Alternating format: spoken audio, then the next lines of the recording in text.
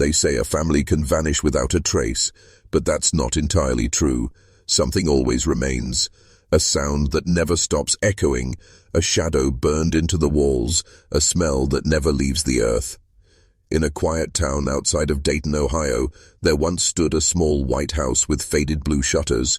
The grass grew uneven, the mailbox leaned slightly forward, as if tired of waiting for someone who would never return.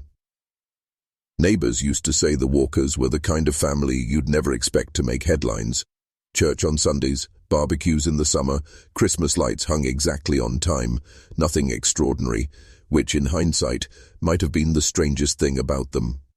Because one cold November morning in 1987, the entire Walker family, mother, father, 2 children, and the family dog, were gone. Not missing, not murdered. Gone. Their dinner was still on the table, the television was playing static, the front door was wide open, though no one could find a single footprint in the fresh snow. It was as if the family had simply stepped out of their lives, erased from the map, leaving the world to fill in the blanks. What came next would fracture that small Ohio town in ways no one could have imagined, because as the investigation deepened, people began to notice things about the Walkers that never made sense. Their phone lines had been cut weeks before they disappeared. The father's work record stopped abruptly, as if he'd never been employed at all, and their oldest daughter's birth certificate turned out to be a forgery. But the strangest part wasn't what was missing. It was what was found, sealed in the walls of that White House, behind layers of wallpaper and time. A discovery that would turn a family's disappearance into a legend whispered by those who lived long enough to remember. Every town has its secrets. Most are buried deep on, or to be forgotten. But sometimes one surfaces, like a bone rising from the soil, and forces you to look directly into the face of something you were never supposed to see. This is the story of the family that disappeared from their own neighborhood. When the police first entered the Walker home, they expected signs of a break-in, a shattered window, overturned drawers, anything. But everything was in its place.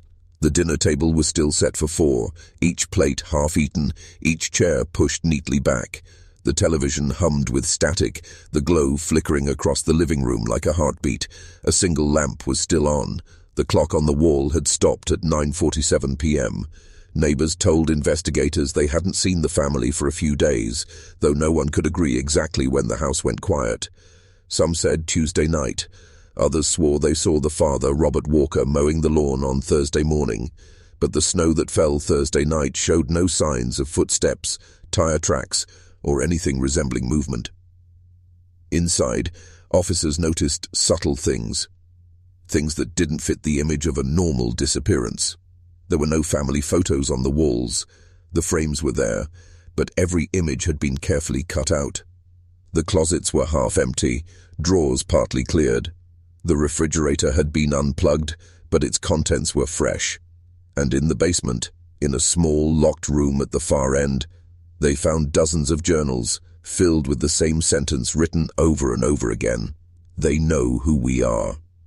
It wasn't until they sent the writing off for analysis that the investigators realized the entries had been written by 3 different hands: Robert's, his wife Elaine's, and their daughter's, each in different ink, each in a slightly different tone. The town, desperate for answers, began to turn on itself. Rumors spread like fire. Some claimed the Walkers were part of a government experiment. Others whispered of something darker. An old family curse tied to the land itself. People said the property had been built over an abandoned orphanage, one that mysteriously burned down in 1932. The story changed depending on who told it, but one thing never did. Everyone agreed the house was wrong. Within weeks, the investigation hit a wall. No fingerprints, no blood, no financial records, and no trace of the family's car. Just a frozen moment in time, a perfect snapshot of normal life, captured right before everything went silent. But silence can be deceiving, because 2 months later, nearly 70 miles away, someone reported seeing a woman who looked exactly like Elaine Walker, standing barefoot on the side of a rural highway, holding the hand of a small boy, staring into the woods. The sighting was brief, no more than a few seconds.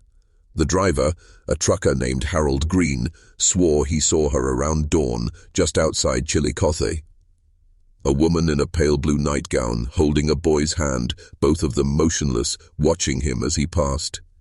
He didn't stop, not then.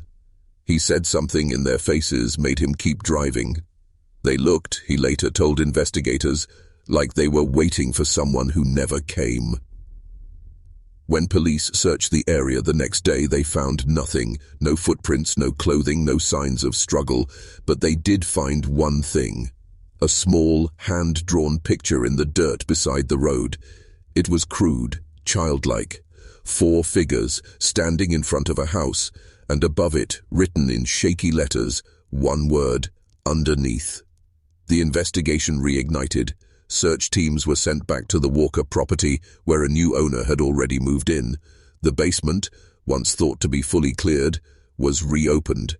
Beneath a loose concrete slab, officers found a crawl space that hadn't appeared on any of the blueprints.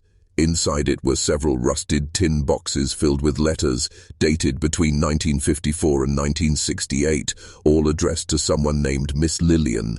None were signed. The letters were haunting.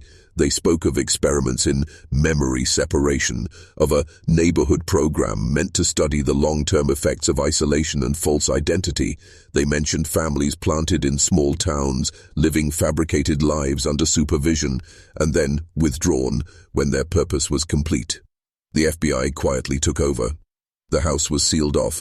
Within days, the local police were ordered to cease communication about the case. Records vanished. Officers were reassigned, and just like that, the Walkers became a ghost story. But even ghosts leave fingerprints. Over the years, people who lived near the old Walker home reported strange things. Light that's in the basement window, voices in the walls, laughter where there should have been silence. Some said they saw a man who looked exactly like Robert Walker walking down the road at night, wearing the same clothes he'd been last seen in. Others claimed to receive letters, no return address, no stamp, with the same words written inside. They know who we are. And then, 30 years later, something unexpected surfaced. A home video that would change everything. The tape surfaced in 2018, found in a thrift store in Cleveland, an unmarked VHS cassette tucked inside a box of old Christmas decorations. A collector of vintage electronics bought it, thinking it might contain old commercials or forgotten sitcom recordings. But what played on that screen was nothing anyone could have imagined. The footage began with a faint humming sound, like an electrical drone. The image flickered, unstable. Then, the Walker living room appeared, instantly recognizable from the crime scene photos, though it looked cleaner, newer. The walls were brighter, the furniture freshly arranged. The camera panned slowly, almost deliberately, as if documenting something for evidence. Then, the family came into frame. Robert, Elaine, and the 2 children, smiling stiffly, like people told to pretend they were happy. They sat together on the couch, eyes fixed not on the camera, but slightly above it, as if watching someone behind the lens. The father raised his hand and waved once. The mother followed. The children didn't move. They didn't blink. The tape continued for 13 minutes. No one spoke. The family just sat there, smiling, occasionally shifting slightly, their eyes empty, their movements robotic. At the 11-minute mark, the younger child, the boy, began to cry. Not loudly, but softly, like he was trying to stop himself. The father's smile twitched, froze, then turned into something that looked like terror. At 13 minutes and 27 seconds, the screen went black, but the audio kept playing for another 2 minutes. In that static, if you listened carefully, you could hear whispers, dozens of overlapping voices repeating fragments of sentences. They're still watching. Don't look under. It wasn't supposed to be recorded. Experts analyzed the tape, but the film stock dated inconsistently, manufactured sometime between 1985 and 1993, yet degraded as if it were 50 years old. No fingerprints were found on the cassette, no signs of tampering. But the most chilling discovery came from the final few seconds. When the footage was digitally enhanced, Investigators noticed something reflected in the television screen behind the family. A dark shape standing in the corner of the room. It wasn't one of them. It was tall, almost faceless, its head tilted slightly downward, as if watching them perform. No one knows who filmed it or why, but the timestamp in the lower corner read the one thing investigators could confirm: November 21st, 1987. The night the walkers disappeared. After the tape was made public, it spread quietly across online forums, shared by night owls, conspiracy theorists, and the kind of people who dig through forgotten corners of the internet. Most dismissed it as a hoax, but those who watched it carefully noticed something that the experts had missed. At exactly 7 minutes and 9 seconds, the daughter, the older child, turns her head slightly toward the camera. For a single frame, her face distorts, like an image pulled out of sync with reality. Beneath her skin, you can see movement, something shifting, almost crawling. Some viewers claimed they could see another face flicker there, faintly visible beneath her own. Others said her eyes didn't belong to her at all. When word of this spread, an anonymous user posted what they claimed to be excerpts from government archives. The documents, blurred and heavily redacted, referred to something called Project Mirror Town, an experiment in collective psychological conditioning run during the late 1970s. The purpose: to simulate entire families, implanting them into rural communities as a form of live behavioral study. The participants, it said, were non-consensual. If you're still watching, you're already braver than most. Tell us in the comments, what would you have done if this was your bloodline?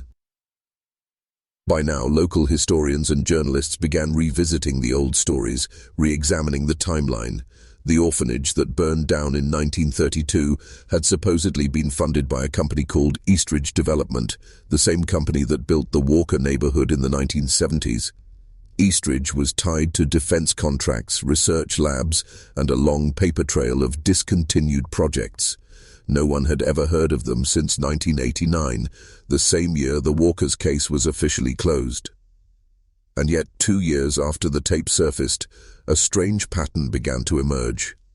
Family sound from other states, Kentucky, Pennsylvania, even upstate New York, reported finding similar VHS tapes hidden in their attics or behind walls during renovations.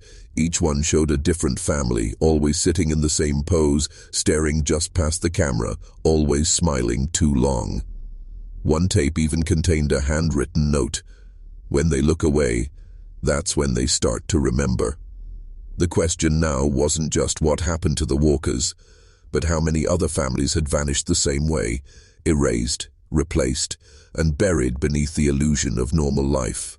There's a theory, one that never made it into any official report, that the Walkers didn't disappear from their home, but into it. That the house itself wasn't built on cursed ground, but designed for something else. Researchers who've studied the blueprints say the original foundation has inconsistencies, walls that don't align, rooms measured in impossible dimensions, vents that lead nowhere. One investigator described it as a house that folded inward. When ground-penetrating radar was finally used on the property, it revealed chambers beneath the home, spaces without any known access points, empty cavities hidden beneath the floorboards. But emptiness can hide more than walls. It can hide time. A man named Frank Donovan, a retired city surveyor, came forward in 2020 with a story that shook what little was left of the case. He claimed that during construction in 1974, he and his team were ordered to pour concrete over an already existing structure. When he asked what it was, he was told it was testing architecture, something to do with spatial containment. He was paid double for his silence. The Walker house wasn't the first of its kind. 3 others existed across the Midwest. All were demolished, except this one. The more you trace the history of that neighborhood, the less real it becomes. Property deeds lead to non-existent banks. Phone numbers connect to defunct government lines. Even the street itself, Barrow Lane, was erased from local maps in 1992. When you search it now, it simply doesn't exist. But that hasn't stopped people from trying to find it. Urban explorers, true crime enthusiasts, ghost hunters, they all talk about the same thing. A road that shouldn't be there, a row of houses that flicker between presence and absence. One moment, nothing. The next, a faint outline under the moonlight. Some claim to have reached it, only to find themselves driving in circles, headlights reflecting off mailboxes with no names. The Walker home, they say, still stands, not visible in daylight, but under certain conditions. Fog, low pressure, the air thick enough to taste. That's when it appears, and if you stop, if you look long enough, you might see a faint light in the window. Some call it myth, others call it a memory, replaying itself. But those who've been there say the same thing. It feels like the house is waiting. In 2023, a man named Daniel Cross claimed to have found the Walker house again. He wasn't a thrill seeker or a ghost hunter. He was a genealogist, tracing his own family roots through Ohio census archives. That's when he noticed something strange. His grandmother's maiden name was Walker. Her birth records, however, didn't exist before 1950. Every trace of her childhood seemed to lead back to Barrow Lane. He posted his findings online. Blurry photos, fragments of letters, and what he said was a new recording found in a thrifted answering machine. The voice on the tape was distorted, warped by age, but unmistakably human. A woman whispering, "If you find this, don't look for us. We remembered too soon." 2 days later, his account vanished. His website redirected to a government error page. His apartment, according to neighbors, was cleared out overnight. The landlord said he'd moved out voluntarily, though no moving truck was ever seen. It's almost poetic how stories like this end. The families disappear, the records vanish, the land swallows everything. What remains are fragments, whispers, photos, things that refuse to stay buried. But there's something about the Walkers that still haunts anyone who dares to follow the trail. Because if you trace their lineage far enough back, it doesn't just vanish, it loops. Their ancestors show up under different names in census data across decades, same faces, same children, repeated generations apart, as if the family had been reset. The legend says the Walkers weren't the victims of a crime. They were the subjects of a return, called back into whatever experiment had created them. That's why the walls hid messages. That's why the tapes showed families that didn't age. That's why the house, even now, still flickers in and out of existence. No one knows what Barrow Lane was meant to study, but some say the families weren't watching us. We were the experiment, and they were the control. And if you listen closely, when the night is cold and the static hum of a distant television seeps through the walls, you might still hear them. The sound of cutlery on a dinner plate, a father's voice, gentle and practiced, a child's laugh caught in a loop, always beginning, never ending. The Walker family didn't vanish. They went home. And maybe that's where they've been all along.